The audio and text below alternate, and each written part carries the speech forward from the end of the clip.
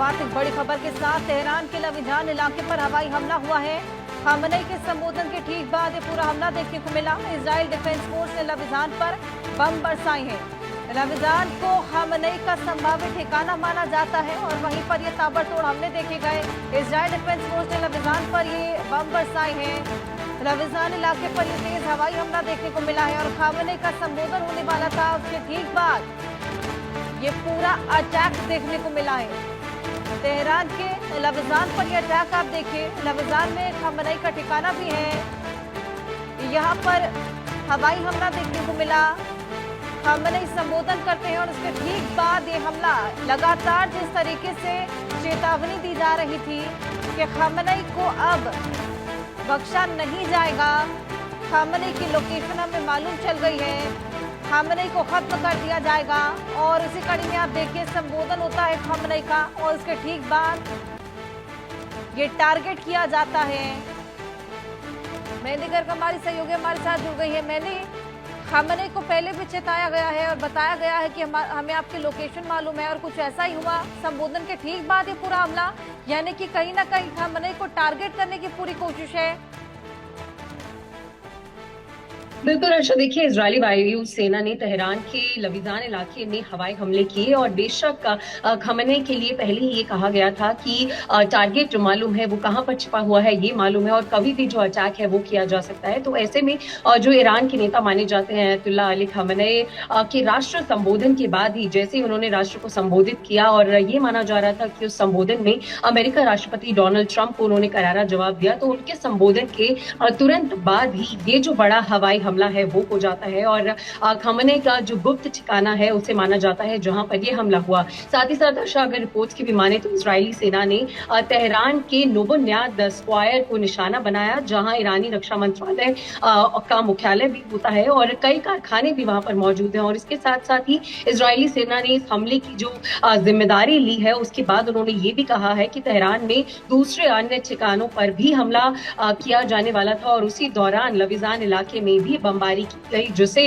Khamenei का एक बड़ा हॉटस्पॉट माना जाता है, टारगेट माना जाता है, जो कि इजरायली सेना का टारगेट भी था। और साथ ही साथ इजरायली सेना का ये भी कहना है कि सार्वजनिक सुरक्षा और दिशा निर्देश में स्कूलों को बंद करने और दूसरे जो प्रतिबंध है उनको अनिवार्य किया गया है। फिलहाल इजरायली जी बिल्कुल मेहंदी, मैं आपके पास आऊंगी। एक और बड़ा अपडेट दे दें। इजराइल का ईरानी सैन्य ठिकानों पर हमला देखने को मिला है। ईरान के 20 से ज्यादा सैन्य ठिकानों पर अटैक। तेहरान में प्रमुख परमाणु और मिसाइल ठिकाने जिनको निशाना बनाया गया।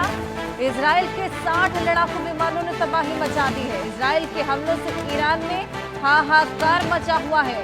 बढ़ चढ़ के पूरा सपोर्ट यहाँ पर ट्रंप इजराइल का करते हुए नजर आ रहे हैं। ईरान वही जिसने रणनीति के तहत तमाम मुस्लिम कंट्रीज से मदद मांगी है और अब यहाँ पर लगातार ये अटैक प्रमुख परमाणु और मिसाइल ठिकाने जिनको निशाना बनाया जा रहा है। इससे पहले भी हमने देखा न्यूक्लियर प्लांट्स को लगातार निशाना बनाने की तमाम कोशिशें की गई थी।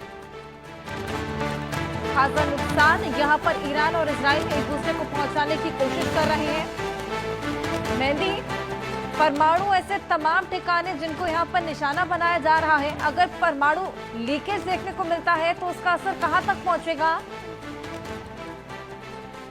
बिल्कुल अर्षा, देखिए जिस तरीके से फिलहाल हवाई हमले किए जा रहे हैं और परमाणु जो है उस तरीके से हमले किए जा रहे हैं, मिसाइल ठिकानों पर दागी जा रही है, तो अगर परमाणु बम हमले की बात की जाए तो इसका जो असर है वो बेशक पहले के अगर मुताबिक माना जाए और हिस्ट्री को भी देखा जाए तो बहुत एक लंबा असर रहता है और सिर्फ प्रेजेंट ही नहीं, फ्यूचर में आने वाली जो नई कह सकते हैं नई पीढ़ी होती है तब तक भी वो असर देखने को मिलता है। तो अगर इस तरीके का जो हमला है वो हो जाता है, अगर परमाणु बम हमला किया जाता है और बड़े पैमाने पर किया जाता है तो बेशक कई सालों तक इसका जो असर है वो पूरे इलाके में नजर आएगा, क्योंकि फिलहाल जो तेहरान में प्रमुख परमाणु और मिसाइल जो हमले हैं उनकी तैयारी की जा रही है। इजराइल के 60 लड़ाकू जो हैं वो लगातार तैयारी कर रहे हैं और इस हमले से जो कि इजराइल लगातार दाग रहा है उससे ईरान में फिलहाल हाहाकार भी मचा हुआ है, क्योंकि 20 से ज्यादा ठिकानों पर ये जो हमले हैं वो किए गए हैं और कई मुख्य जो स्थान थे, कई जो मुख्य